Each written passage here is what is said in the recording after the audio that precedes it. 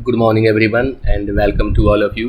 आज के इस वीडियो में मैं चर्चा करने वाला हूँ फिक्स्ड प्रेपोजिशन से और आपके सामने तीन वर्ब हैं अपोलोजाइज, अपील एंड अप्लाई, और जानना है कि इनके साथ किस प्रेपोजिशन का हमें यूज़ करना होता है। तो सबसे पहला है अपोलोजाइज। इसका हिंदी मीनिंग होता है क्षमा मांगना।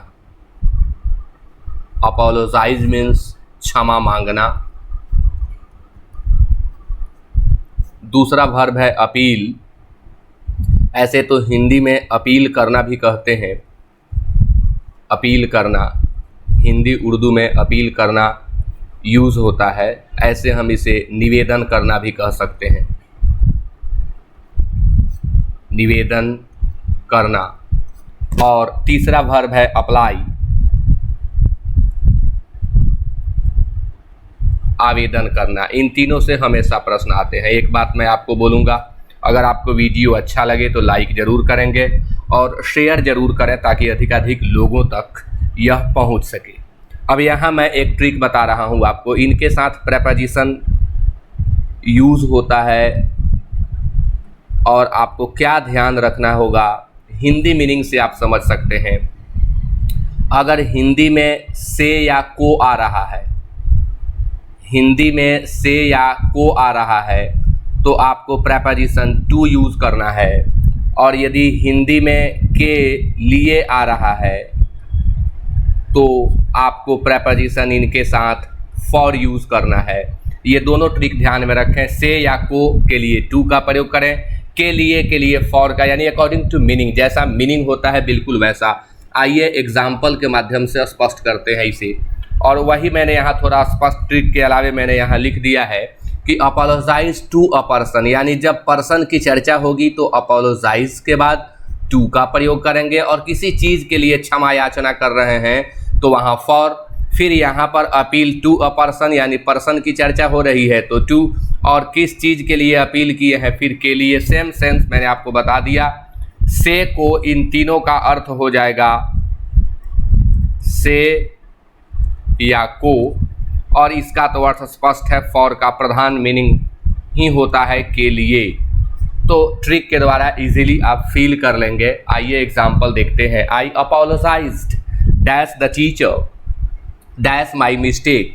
मैंने अपनी गलती के लिए, मैंने अपनी गलती के लिए शिक्षक से क्षमा याचना की।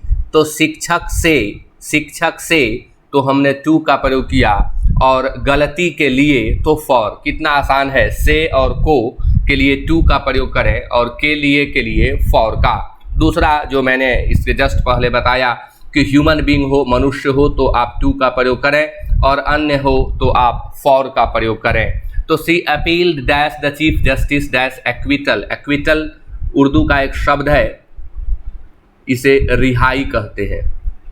कोर्ट में यूज होने वाला यह वर्ड है। तो सी appealed dash the chief justice. Chief justice human being है तो अपील के बाद आप टू का प्रयोग करें। C appeal to the chief justice for acquittal, यानी वह रिहाई के लिए मुख्य न्यायाधीश से अपील की। Question number 3 is they should apply dash the principal. किसको आवेदन करना चाहिए उन लोगों को, किसको? तो प्रिंसिपल को आवेदन करना चाहिए।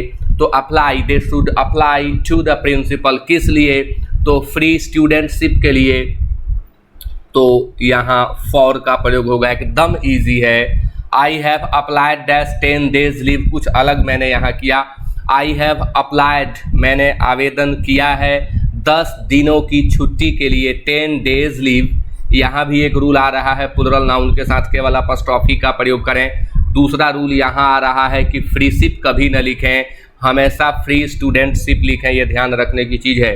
तो मैंने 10 दिनों की छुट्टी के लिए आवेदन किया है, तो यहाँ टू लगा करके एरर दिया जाएगा, यहाँ फॉर होना चाहिए। और लास्ट क्वेश्चन है C has appealed dash the bench.